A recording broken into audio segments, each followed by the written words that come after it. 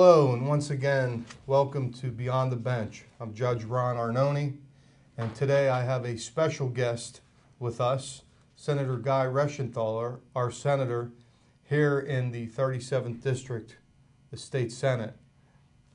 Welcome, Senator. How are you? Judge, thanks for having me on. Absolutely. It's my pleasure. Likewise. I think we're going to have some interesting topics here today to discuss with the citizens of our communities and the communities that you represent. Yes. So let's get started. Let's get right to it. Sounds good. All right.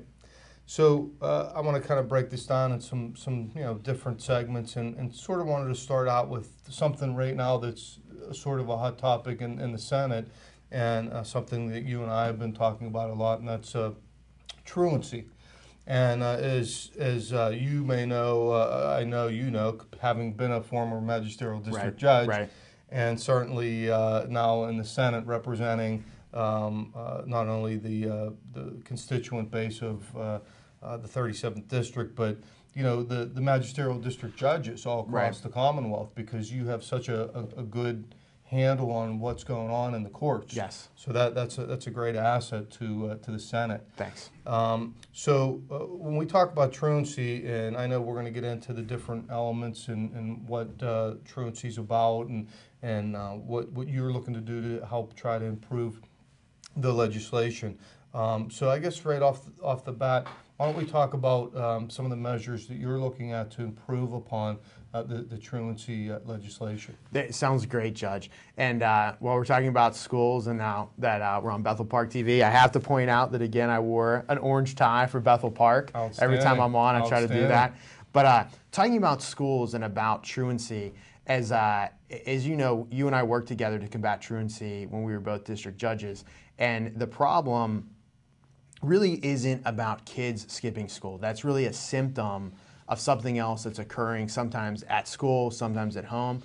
And what the truancy reforms that we in the Senate have pushed through and have passed unanimously, by the way, the bill passed with all yes votes, but it's really addressed to trying to figure out the root cause of the problem. So what happens is the cases are brought much quicker than in the past. And what that does is it helps to bring all parties together and get to see what is the root cause quickly, so that not too much time has elapsed. It makes the school a lot more accountable in terms of having a very thorough, well thought out truancy elimination program. And then on the tail end of the truancy, if the problem still is not being fixed, there's still jail time on the table, and the fines have increased. And I can talk about that if you want me to, but as we both know, you have to have a stick and a carrot if you want to get anything done. Absolutely. And we both, when we were judges, and I know you're still on the bench, but we believe that we need to get to the root cause and have counseling and rehabilitation to solve the problem.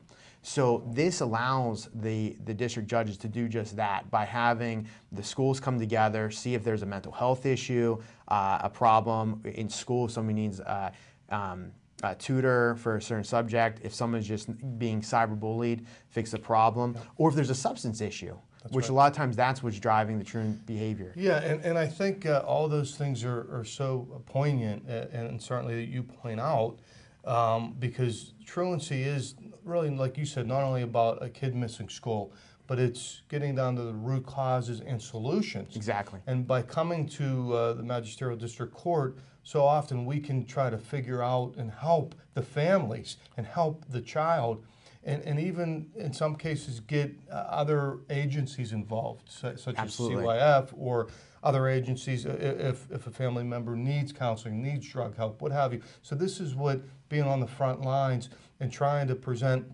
proactive measures to the issues and the problems. Right. It isn't all about just adjudication of the facts and the law. Of course, that's certainly pertinent, but it's really about trying to help our school districts, our children, and our community. Absolutely. And so some of the highlights that we did talk about, and your push through this legislation has been so important, such as giving the judges more discretion, looking at fines and costs and the elevation thereof. And certainly, I'm not sure, but what happened with the driver license suspension? That is off the table at this point. And I can speak about that if you'd like me to. No discretion or completely off the table? It should be off the table. Okay. And here's why. Because the connection that the students have with the driver's license, you're talking about 13, 14, 15-year-old kids, and they're just not looking far enough down the road to have an impact. Then also there's a group that just the students don't really don't really think they're going to drive. Kids from urban areas and have more access to public transportation. I'm okay with that. Yeah, I mean, the idea all along was to with discretion. Right. And if it's off the table, that's okay too. So that's good. I just want to make sure, I'm going to be meeting with our school districts here, as I know you did, to look at school attendance and improvement, truancy reduction, and all that stuff.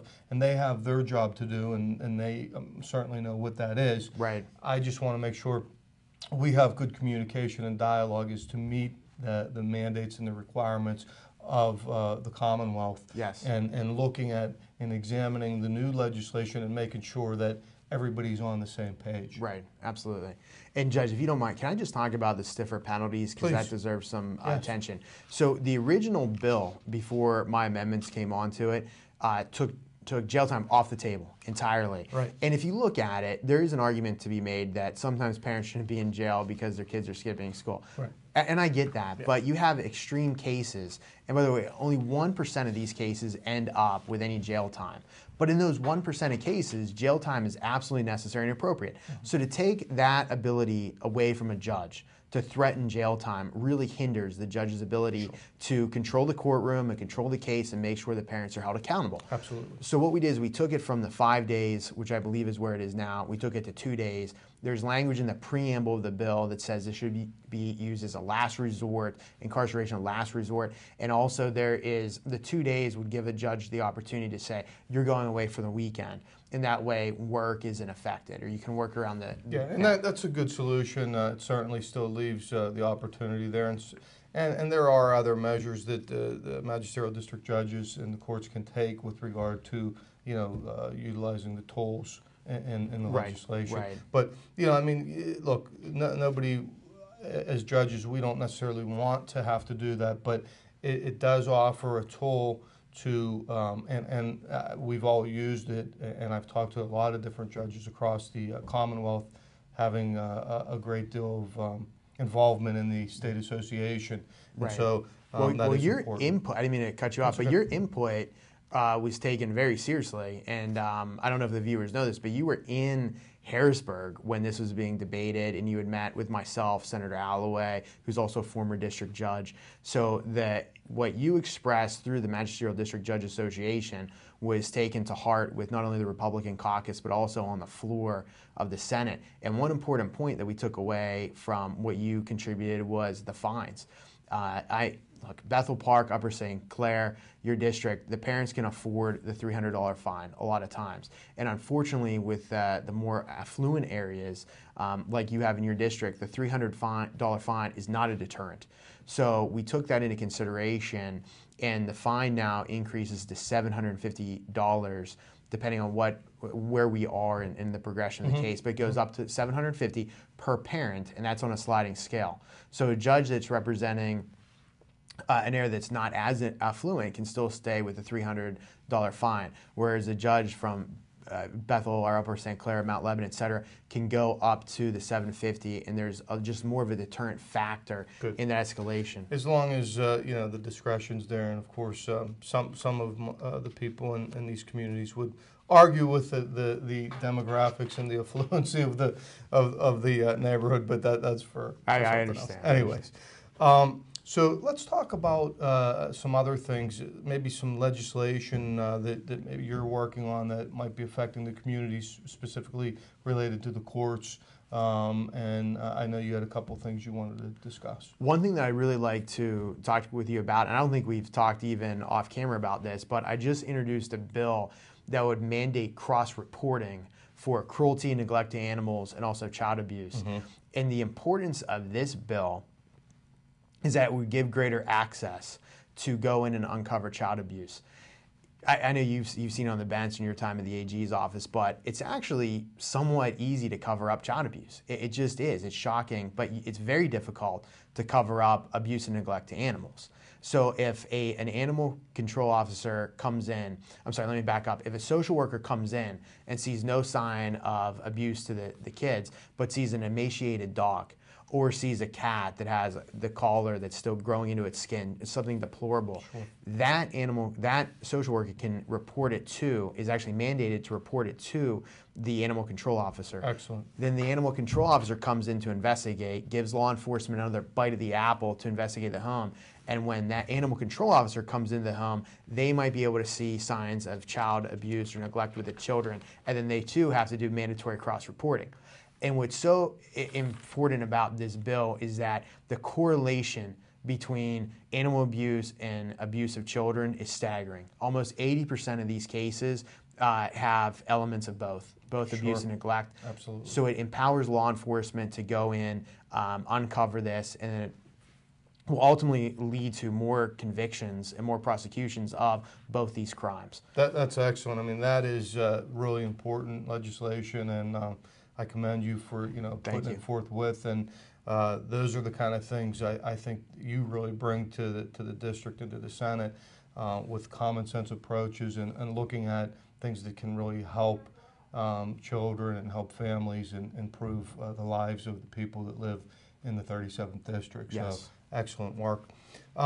Let's talk about a couple of quick hitters here. There's been a lot of discussion about radar. Yes. And the use of radar in municipalities and across the Commonwealth. Of course, the state police use radar, and then the municipal police officers, township police officers, have the ability to use VASCAR and some other devices that they are able to use that are approved by the Pennsylvania Bulletin. Yes. But the hot topic has been radar recently. What's your thoughts on it, and where's it at? It's a very hot topic, and I get it when I'm out talking to folks in municipal government, and I get a lot of calls and email on it. Here's what's going on. There's two bills right now in the Senate. One is from Senator Volakovich, who represents the North Hills, former police officer, sure. and another is Senator Rafferty from the eastern part of the state, who is a former prosecutor. Okay. Senator Volakovich's bill is very plain vanilla in the sense it just says that municipalities can use radar. Senator Rafferty's bill has some more nuances to it that would limit the amount that who can use the radar gun, how much revenue a municipality can get from citations, etc. But if we just step back from that and look at the historic approach, there's a reason why Pennsylvania didn't have radar when other states did, and it's because the technology wasn't there given our topography. We're not Ohio where we're flat and radar can be used. Now the state police could use it because the turnpike is of course flat. Sure. But now the technology has caught up to our topography where you can use radar when there's winding roads and hills, etc. So you can use it in a place like Western Pennsylvania. My concern with radar is that I don't want to see it being used as a tool to generate revenue for municipalities. No, of course not, and that would be my concern as well. However, I just want to say, Senator, so the viewers understand, the units and the approved devices that are used now are very similar to radar. I mean, they're as I guess what you want to say, they're as reliable as radar is, if you will. So I don't want people out there, in TV land or the general public to think that, by bringing radar in, this can happen. And although I like the check and balance idea. But Judge, just if I could just finish my thought, because I wasn't shutting down the radar idea. I was just understood. Okay. So that's one concern I have is that it would be used as a a tool to generate revenue. But Senator Rafferty's bill has a lock on that, and basically a municipality couldn't make a certain amount, could only take a certain percentage of their revenue from tickets, and then anything after that would go. Is that specific to radar? No, it would be all traffic citations if they choose to use the radar. And the other aspect about it, if they choose to use the radar. Yes. No. I don't want to oversimplify Senator Rafferty's bill because it is somewhat complicated. It's still being worked out, and it hasn't been voted on. I think it's out of caucus, but it hasn't been voted on by the floor. But my other concern is that I don't want to see the patrolman taken advantage of. And I'm always looking, whenever it comes to legislation that regards the police, I do two things. One, is it good for the community, the safety of the community? And two, is it good for the rank and file police officers who are actually patrolling the streets? Because I don't want to see them getting taken advantage of. And what I fear is that departments and chiefs will then hire an officer for $10 an hour part-time and have that officer just sit and give citations. Okay. Here's how Senator Rafferty's bill takes care of that. The only person that would be able to use radar would be someone who's a full-time police officer on that force. And that way, you discourage a department from hiring somebody who's right out of the academy, part-time, giving them no benefits, and having them write citations all day. That's good. I mean, that's thoughtful legislation. But I have to be honest with you, certainly in these departments, and most departments I've seen across the Commonwealth, I don't necessarily see those abuses, nor do I believe that that's happening. I think there's so much thought or sentiment out in the public that that's going on, that there's some abuses, or it's this idea about, you know, traffic violations and the whole money thing. I don't really see that as an existence. Or, I mean, I think these guys are out there trying to do things to protect the public and the drivers and the motorists. Right. I don't see it being abused. But anyways, I know we got to move on, but just to clarify, I didn't see that from when I was a judge. I didn't see that from the individual police officers at all. I thought all the rank and file police officers were fantastic people doing a good job. Sure. I saw the abuses from the administration putting pressure on the rank and file to issue citations. Okay. And in one of my municipalities where I was a judge, I would get continual complaints that the police were just monitoring speed traps on Route 51 rather than being in the community. So our experience as a district judges vary because we cover different municipalities. Sure, yeah. But I want to make sure we have safeguards in place, because I know there are some municipalities out there that they would abuse not only the officers but also the public. Yeah, the safeguards should be in place, but we'll move on.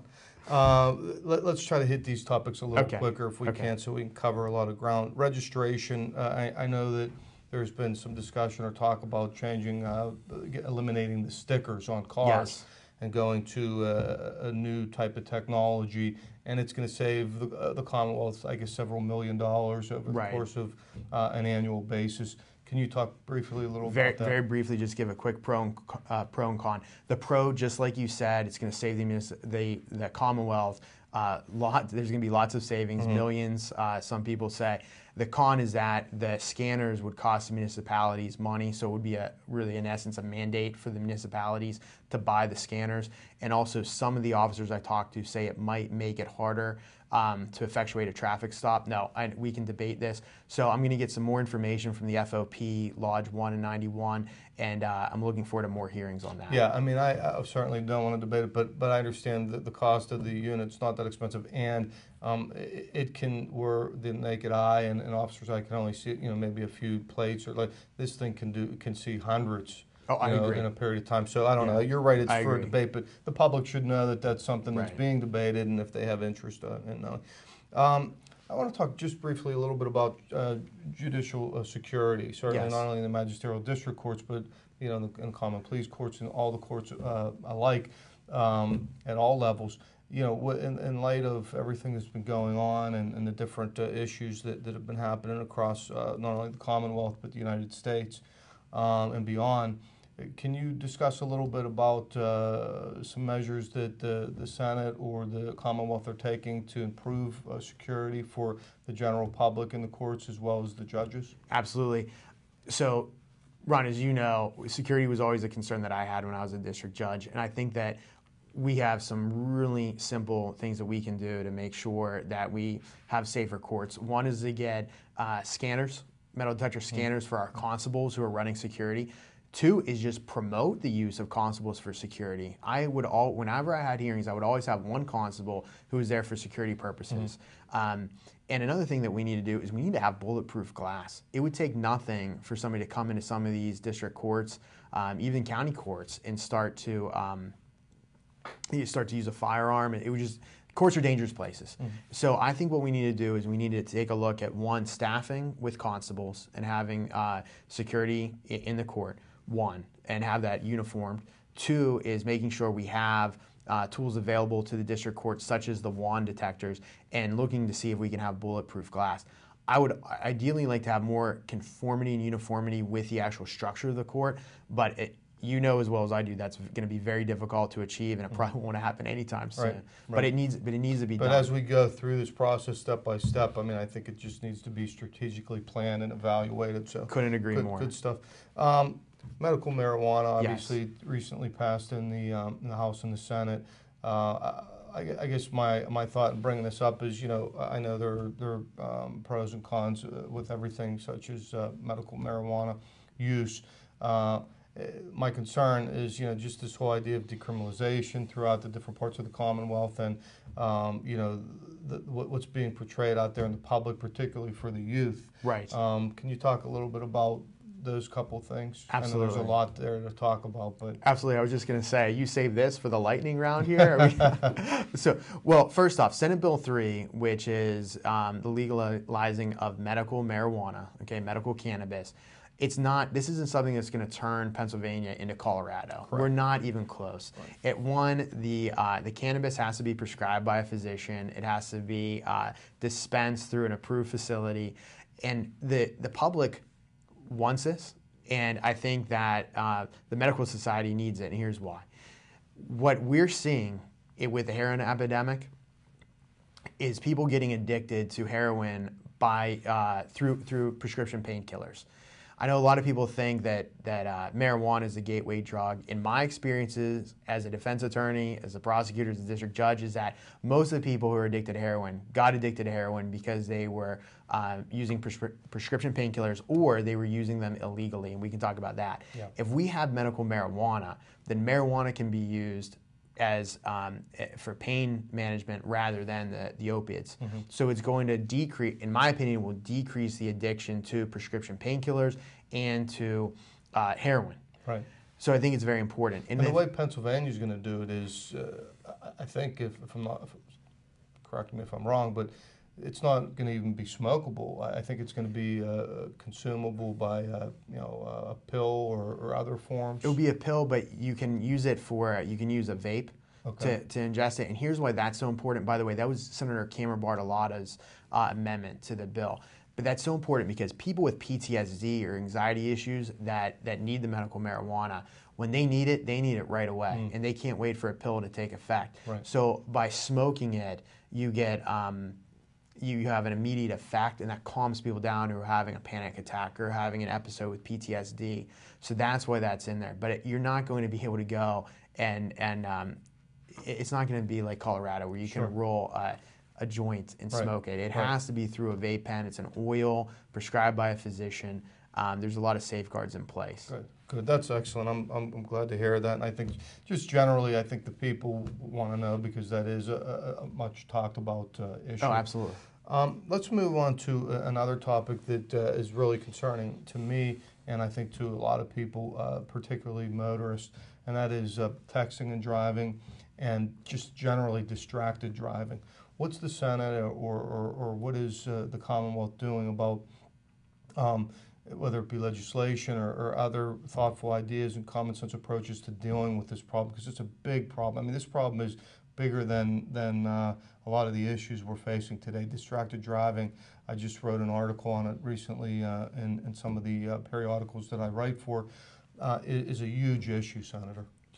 Absolutely, and I think that, and as you know, I was in 2 serious car accidents in 2014, one in January and then one in December. So I get that the roads are very dangerous, and I personally feel the roads are more dangerous than ever. It's because as we crack down on drunk driving, we've done nothing about distracted driving. Now, there has been legislation that makes it illegal to text and drive. I get that. We have reckless driving statutes. I understand that. But we see it far too often in the courts and through anecdotal evidence of people who are getting in accidents because the person that ran into them was texting, or they themselves were texting, ran off the road.